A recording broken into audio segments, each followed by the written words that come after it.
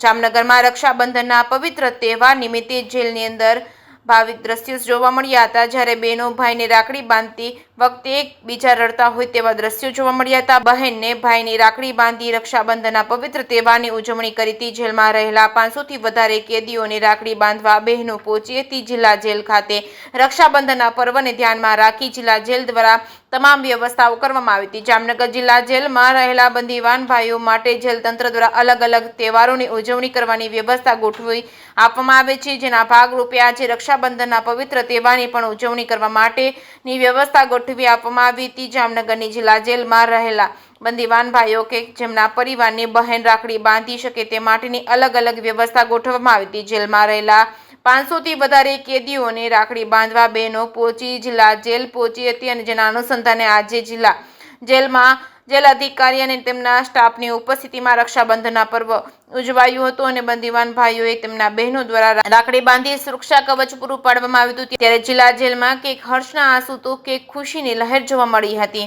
જેકેસિંહ ગુજરાતી સાથે હર્ષલ ખંડેરિયા, જામનગર। આજ રોજ રક્ષાબંધનના પવિત્ર તહેવારના દિવસે જામનગર જિલ્લા જેલમાં બંદીવાન ભાઈઓ 543ની સંખ્યા છે।